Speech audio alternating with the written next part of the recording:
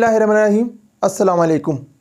आज मैं आपको फैसलाबाद के एक गांव का सच्चा वाक़या सुनाऊंगा जो आज से तकरीबन 50 साल पहले पेश आया और इस वाक़े को हमने अपने बड़े बुज़ुर्गों से सुना। वाक़या कुछ इस तरह से है कि आज से 50 बरस पहले फैसलाबाद के गांव के इमाम मस्जिद मौलवी साहब खुशकिस्मती से मक्का शरीफ हज करने गए और हज करने के बाद मौलवी साहब को मक्का शरीफ के बाज़ार में एक चादर पसंद आ गई।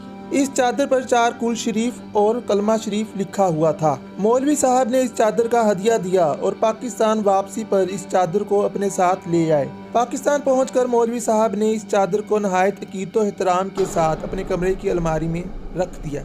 उन्हीं दिनों गाँव में एक साहिब हैसियत इज्जतदार बुजुर्ग का इंतकाल हो गया। इस मरने वाले बुजुर्ग का पूरे गांव वालों से बेहतरीन अखलाक होने की वजह से पूरा गांव गम और शोक की कैफियत में डूबा हुआ था। इस मरने वाले बुजुर्ग की मौलवी साहब से बहुत गहरी दोस्ती थी और ये मरने वाला बुजुर्ग आदमी 5 वक्त की नमाजें मस्जिद में मौलवी साहब की इमामत में अदा करता था। इस वजह से मरने वाले बुजुर्ग आदमी की मौत पर मौलवी साहब भी बहुत गम और सदमे में थे। फिर मौलवी साहब ने अपने मरने वाले दोस्त की मैयत को अपने हाथों से गुस्ल देकर मैयत को कफन पहनाया। मौलवी साहब का इस मरने वाले आदमी से बहुत अच्छा वक्त गुजरा था, इसलिए मौलवी साहब ने अपने इस मरने वाले बुजुर्ग दोस्त की मोहब्बत में ये सोचा कि जो मैं मक्का शरीफ से चादर लेकर आया हूँ, क्यों ना उस चादर को जनाजे के वक्त कफन के ऊपर ओढ़ दिया जाए और इस मक्का शरीफ से आई हुई चादर की रहमत से मेरे दोस्त की मैयत को बहुत सुकून मिलेगा। और फिर जनाजा पढ़ाने के बाद जब मैयत की तदफीन का अमल शुरू होगा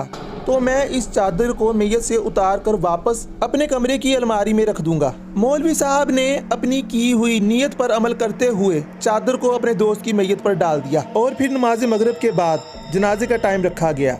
मौलवी साहब नमाज मगरिब पढ़ाने के बाद जब जनाजा गाह पहुंचे तो उन्होंने जनाजा गाह पर एक बहुत बड़े लोगों के हजूम को देखा। इस बड़े हजूम होने की वजह ये थी कि मरने वाले बुजुर्ग के बहुत वसी पैमाने पर लोगों के साथ अच्छे तल्लुकात थे, इसलिए लोगों का एक बड़ा हजूम होने के बावजूद कुछ मजीद लोगों का आना अभी बाकी था। इन तमाम हालात को मद्देनजर रखते हुए मरने वाले बुजुर्ग के वुरसा ने मौलवी साहब को कुछ देर के लिए जनाजा पढ़ाने से ये कहते हुए रोक दिया कि अभी कुछ लोगों का जनाजा गाह में आना बाकी है और वो लोग थोड़ी देर में यहाँ पर पहुँच जाएंगे। ऐसे करते करते वक्त तेजी के साथ गुजरा जा रहा था और नमाज ईशा की अज़ान का वक्त करीब आता जा रहा था। इस परेशानी से मौलवी साहब की परेशानी में भी इजाफा हो रहा था। आखिरकार जिन लोगों का इंतजार किया जा रहा था वो लोग जनाजा गाह पहुँच गए और इसके साथ मौलवी साहब ने मजीद देर किए बगैर जनाजा पढ़ाया और जल्दी से नमाज ईशा पढ़ाने के लिए मस्जिद की तरफ रवाना हो गए। मगर इस जल्दी में मैयत के ऊपर ओढ़ी हुई मक्का शरीफ से आई हुई पाक चादर को उतारना भूल गए और फिर मौलवी साहब के जाते ही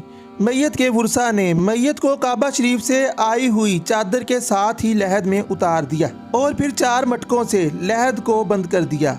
फिर इन मटकों के ऊपर मट्टी डालकर मैयत को दफन करके कब्र बना दी और जब मौलवी साहब नमाज ईशा पढ़ाकर फारग हुए, अभी वो सुकून का सांस ले ही रहे थे कि अचानक उन्हें चादर का ख्याल आया और वो इसी परेशानी में मरने वाले अपने बुजुर्ग दोस्त के घर पहुंचे। मगर जब वहां पहुंचकर मौलवी साहब को ये मालूम हुआ कि इन लोगों ने मक्का शरीफ से आई हुई चादर को भी मैयत के साथ दफन कर दिया है, तो वो एक दुख और मायूसी की कैफियत में अपने घर वापस आ गए। दुख मौलवी साहब को इस बात से था कि इस चादर पर खुदा का पाक कलाम लिखा हुआ था और वो चादर एक मुर्दा इंसान के ऊपर थी। इस परेशानी को लेकर वो अपने खुदा के सामने बेहद शर्मिंदा थे और वो अपनी इस गलती पर अपनी रब की बारगाह में माफिया मांग रहे थे। जब मौलवी साहब की बीवी और बेटी ने मौलवी साहब को परेशानी के आलम में देखा तो मौलवियानी साहिबा अपनी बेटी के हमरा मौलवी साहब के पास आई और उनकी परेशानी की वजह के बारे में पूछा। तो मौलवी साहब ने अपनी बेगम और बेटी को इन तमाम परेशान कुन हालात के बारे में बता दिया, जिसे सुनकर मौलवियानी साहिबा भी परेशान हो गयी। मगर मौलवियानी साहिबा एक मजबूत असाब रखने वाली बहादुर खातून थी। उन्होंने अपने शोहर को हौसला देते हुए ये कहा कि आप फिक्र मत करें, मैं आपको वो वो चादर हर सूरत ला कर दूंगी, चाहे इस खुदा के लिखे हुए पाक कलाम वाली चादर को सही सलामत लाने में मेरी जान भी क्यों ना चली जाए। बस आप मुझे इजाजत दे दें, हम आज रात ही आपको वो चादर वापस ला कर दे देंगे। और वैसे भी रात काफी हो चुकी है, सब गाँव वाले अपने घरों में सो रहे होंगे और इसका किसी को भी पता नहीं चलेगा। इस बात पर मौलवी साहब अपनी बेगम के दिए हुए मशवरे पर कुछ देर सोचते रहे और फिर ना चाहते हुए भी उन्होंने अपनी बेगम और बेटी को इस खतरनाक काम की इजाजत दे दी। शोहर की इजाजत मिलते ही मौलवियानी साहिबा ने जल्दी से एक बेलचा और तसला लिए अपनी बेटी के साथ कब्रिस्तान जाने के लिए घर का दरवाजा खोलकर बाहर गली में झांका और अच्छी तरह से रात के अंधेरे में गली का जायजा लिया। उस वक्त सर्दियों का मौसम था और रात के वक्त सख्त खून जमा देने वाली सर्दी होती थी, जिस वजह से तमाम गांव वाले रात शुरू होते ही अपने घरों को चले जाते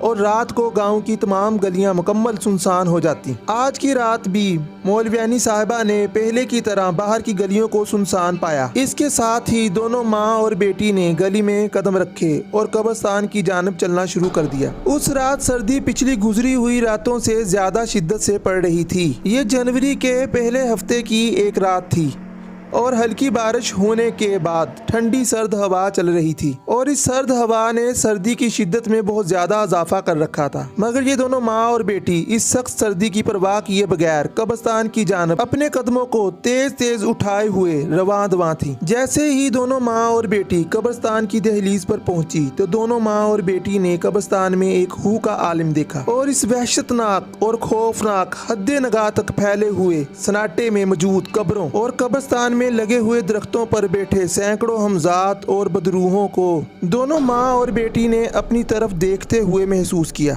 मगर इस खौफनाक हालात के बावजूद दोनों ने अपना हौसला नहीं हारा और इस वहशतनाक कब्रिस्तान में चलते हुए दोनों माँ और बेटी उस कब्र पर जा पहुंची जिस कब्र में खुदा के लिखे हुए कलाम वाली चादर थी। और मौलवियानी साहबा ने कब्र पर पहुंचते ही जल्दी से कब्र की खुदाई का काम शुरू कर दिया और वो अपने हाथों में उठाए बेलचे से बहुत तेजी के साथ मिट्टी निकाल रही थी। साथ में इसकी बेटी तसले में निकाली हुई मिट्टी को एक साइड पर लगा रही थी। बहुत तेजी से काम करने के बावजूद रात बहुत तेजी के साथ गुजर रही थी और तहज्जुद की अज़ान का वक्त करीब होता जा रहा था। आखिरकार खुदा खुदा करके मौलवियानी साहिबा की मेहनत रंग ले आई और मौलवियानी साहिबा ने मिट्टी के नीचे रखे मटके को देखते ही राहत का सांस लिया। फिर उन्होंने जल्दी से मैयत के सर की तरफ रखे हुए दो मटकों को उठाया तो रात के इस टाइम जब रात आधी से भी ज्यादा गुजर चुकी थी और इन दोनों माँ और बेटी की आंखों के सामने सफ़ेद कफन में लिपटी हुई एक मैयत पड़ी थी। मैयत के ऊपर मक्का शरीफ से आई हुई चादर वैसे ही पड़ी थी जैसे मौलवी साहब ने इसे कफन के ऊपर डाला था। मौलवियानी साहिबा ने सहमे हुए दिल के साथ बहुत ही हिफाजत से चादर को मैयत के ऊपर से उतारा और फिर इसके बाद दोबारा पहले की तरह मटकों को वापस उसी जगह लहद के ऊपर रखा और बहुत सफाई के साथ खोदी हुई मिट्टी को दोबारा मटकों पर डालकर इस गड्ढे को बंद कर दिया। फिर दोनों माँ और बेटी ने चादर को अपने हाथों में थामे हुए गांव की जानब वापस चलना शुरू कर दिया। मगर बहुत तेज चलने के बावजूद गांव तक पहुंचते ही फजर की अजान होना शुरू हो चुकी थी और गांव की चंद औरतें हाथों में पानी के मटके उठाए कुएं की जानिब जा रही थीं और इन औरतों की नजर दोनों माँ बेटी पर पड़ गई। साथ में दोनों के हाथों में बेलचे और तसले को देखकर उन औरतों को इन दोनों माँ और बेटी पर शक हुआ। फिर ये शक यकीन में बदल गया। इन गांव की औरतों ने इन दोनों माँ और बेटी की कब्र की खुदाई वाली बात को पूरे गांव में फैला दिया और मैयत के बुरसा मौलवी साहब के घर के बाहर जमा होकर शोरगुल करने लगे। वहाँ पर एक झगड़े का माहौल बन गया। इससे पहले के बात हाथापाई तक पहुँचती तो इन तमाम हालात को देखते हुए गाँव के कुछ साहिब हैसियत लोग मौलवी साहब और इनके घर वालों के दिफा में उठ खड़े हुए और मैयत के बुरसा से पूछने लगे कि मौलवी साहब से झगड़ा क्यों कर रहे हो। तो मैयत के बुरसा ने उनसे ये कहा कि मौलवी साहब की बेगम और बेटी ने हमारे मरने वाले बुजुर्ग आदमी की पहली रात जो कि हिसाब की रात होती है वो खराब कर दी और इस बात का बदला हम इनसे जरूर लेंगे। उनके गुस्से को देखते हुए मौलवी साहब के दिफा में खड़े होने वाले आदमियों ने उन भड़के हुए अफराद का गुस्सा ठंडा करते हुए ये कहा कि आप लोगों को इंसाफ जरूर मिलेगा, मगर ये सब मामला दीन इस्लाम से जुड़ा है। इस मामले के लिए हम शहर से बड़े मौलाना साहब को बुलाएंगे और वो मौलाना साहब दीन इस्लाम की शरीयत के मुताबिक जो फैसला सुनाएंगे हम सब लोग इस पर अमल करते हुए मौलवी साहब और इनके घर वालों को सजा देंगे। फिर जब शहर से बड़े मौलाना साहब गांव में पहुंचे और दोनों तरफ से इन तमाम वाक़े को नहायत तवज्जो के साथ सुनने के बाद बड़े मौलाना साहब ने ये फैसला सुनाया कि इस सारे मामले में मौलवियानी साहिबा और इनकी बेटी का कोई कसूर नहीं, बल्कि इन दोनों ने एक बहुत नेक और बहादुरी वाला काम किया है,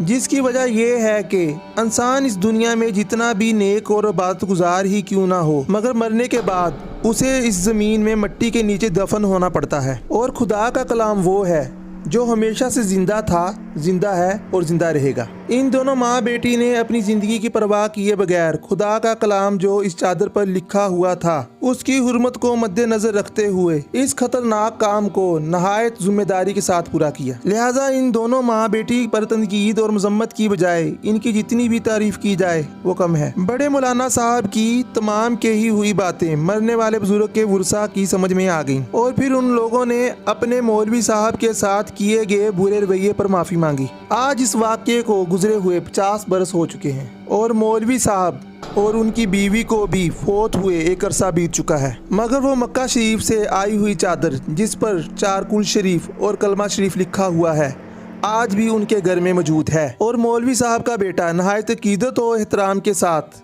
उसकी हिफाजत कर रहा है। ये थी मौलवी साहब और मौलवी साहब के घर वालों की खुदा के कलाम के साथ अकीदत। उम्मीद करते हैं आपको हमारी वीडियो पसंद आई होगी और मिलते हैं इसी तरह की नेक्स्ट वीडियो में। खुदा हाफिज़।